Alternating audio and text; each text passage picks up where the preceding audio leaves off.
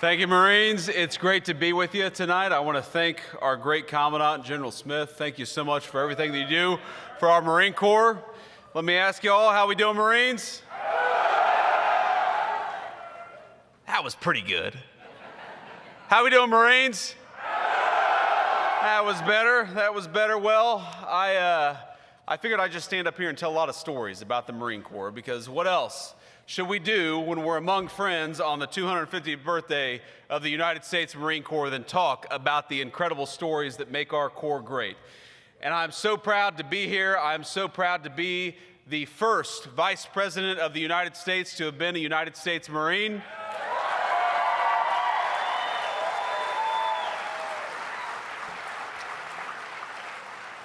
I'm proud to have so many of my dear friends from my own time in the United States Marine Corps, and I was joking with some of them earlier this evening. We were at a reception with generals and colonels and magistrates and noblemen, and I thought to myself that when we were at our last Marine Corps ball, we were drinking Jim Beam 8 stars with a bunch of corporals and lance corporals and sergeants.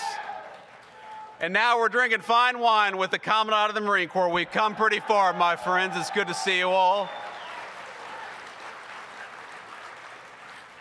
But the thing I love about the Marine Corps is that for 41 years, for the entire time that I have had the Marine Corps in the back of my mind, since I stepped foot on those yellow footprints in Parris Island, I was a 19-year-old kid. That entire time, the Marine Corps has kept me honest, and even tonight, the Marine Corps has kept me honest, because you saw our guest of honor, that incredible Iwo Jima veteran. Corporal, it's such an honor to be with you.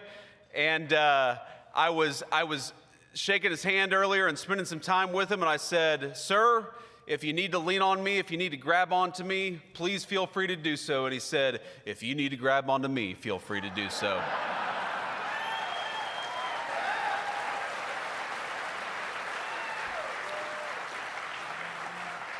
And then I shook the hand of his fellow Iwo Jima veteran, because we have a corpsman here who served in Iwo Jima. And how much, Marines, do we love our corpsmen who keep us safe?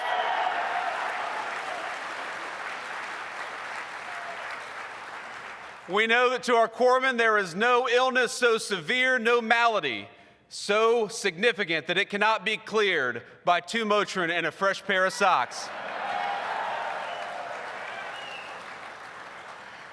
But I shook the hand of this corpsman who's probably close to 100 years old.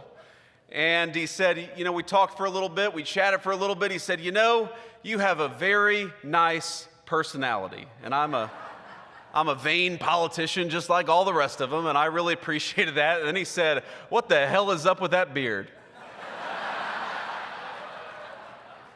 And I thought to myself, I'm the Vice President of the United States, and this guy is busting my balls for having a beard.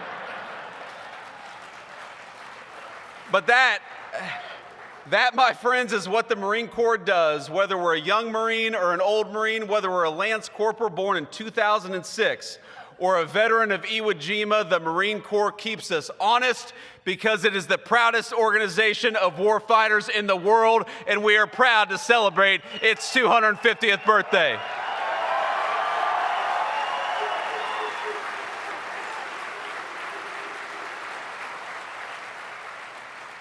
Now, I got this great big speech here. I could talk about Dan Daly. I could talk about Chesty Puller.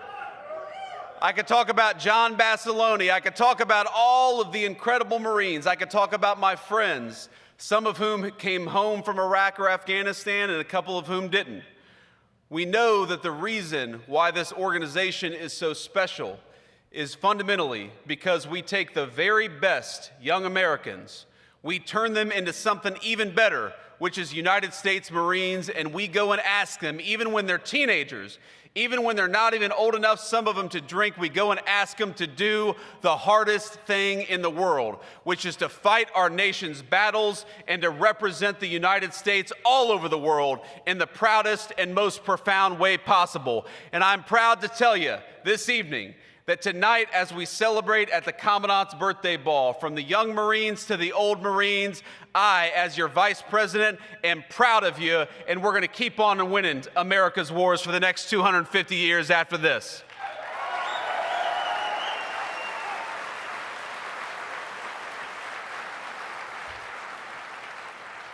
Now, I remember when my cousin Rachel, she's my older cousin, my grandmother's eldest grandchild, when she encouraged me to enlist in the United States Marine Corps, and at the time it sounded like the craziest idea I had ever heard.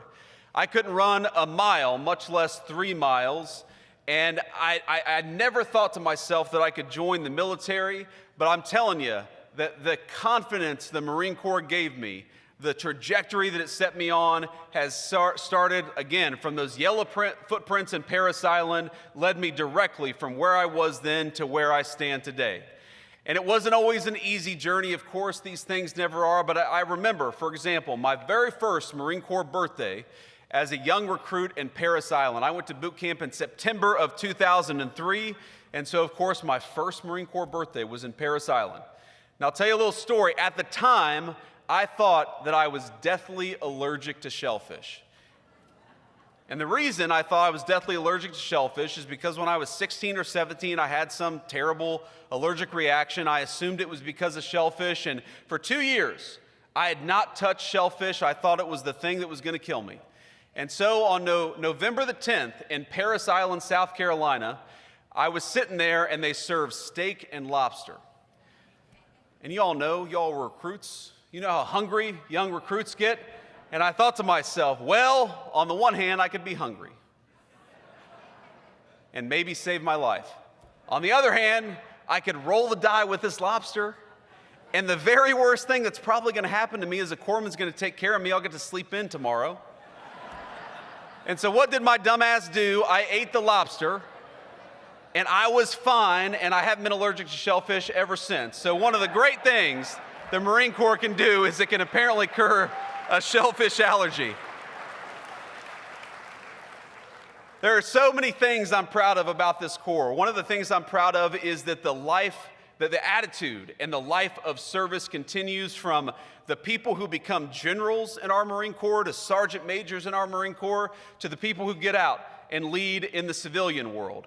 My dear friend Dave Warrington is here, the White House counsel. I'm going to embarrass Dave a little bit because though he's one of the most important people in our White House team, a brilliant lawyer, a very proud Marine, I didn't know until tonight that young David, his son, is a captain of Marines, and he's here with us tonight. So let's give it up for a family of service. There he is.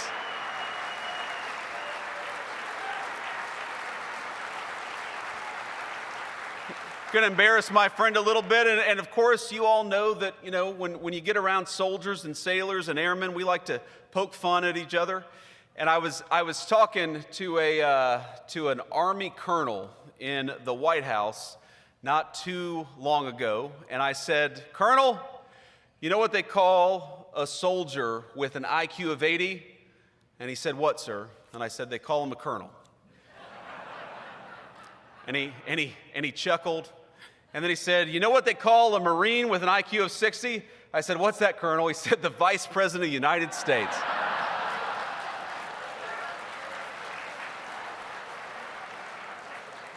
And guess what, Colonel? I've got the last laugh because your ass is going to Siberia on diplomatic duty. So I hope you had your fun in the West Wing, but unfortunately, I get the final say. That's one of the good things about this job. But let me just say, first of all, from our Department of War Secretary, Pete Hegseth, a great soldier, but a person I know who loves the Marines deeply, and of course, from the President of the United States. They are proud of you. They know that the United States Marine Corps is the greatest weapon the political leadership of this country has. And when you hear this phrase, peace through strength, we are fighting for peace every single day in the White House, every single day in the Oval Office. We achieve peace because you, the Marine Corps, are our strength, and we won't forget it, and we never have. Thank you, Marines.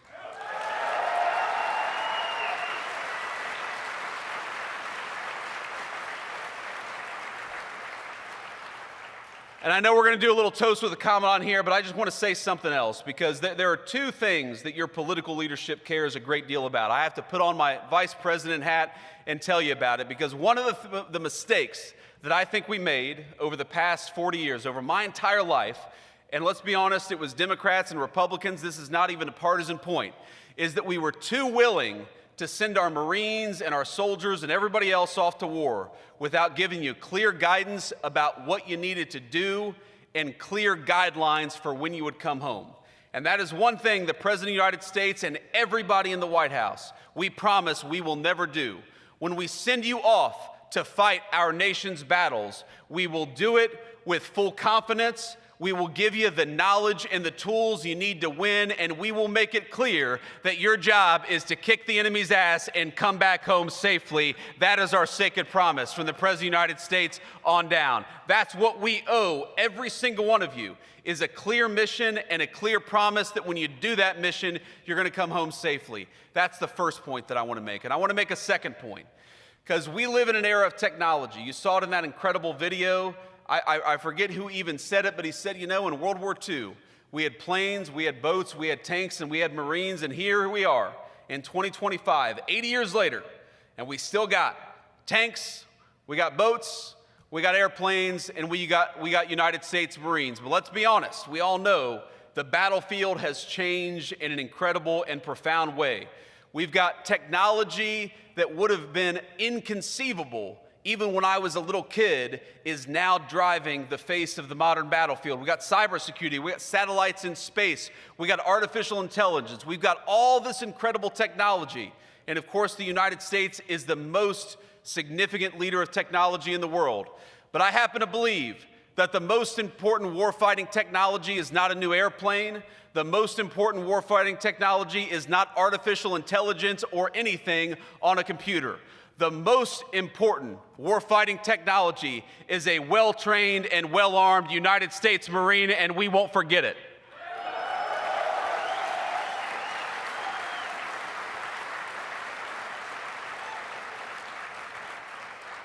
So let me say, Marines, at the age of 250, not a single one of you looks older than 249.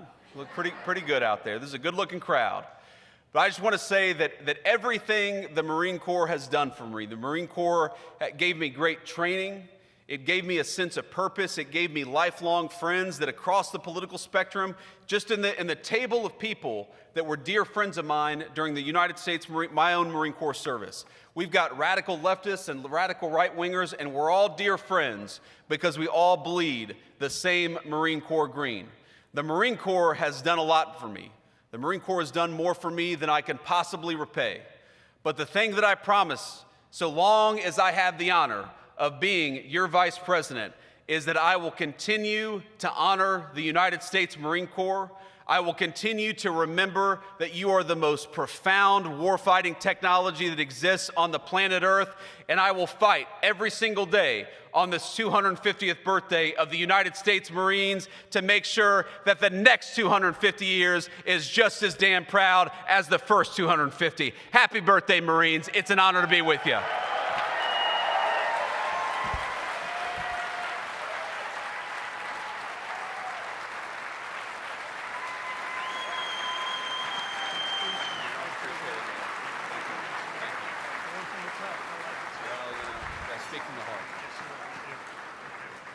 Ladies and gentlemen, please join Vice President JD Vance as he offers a toast in honor of the 250th birthday of the United States Marine Corps.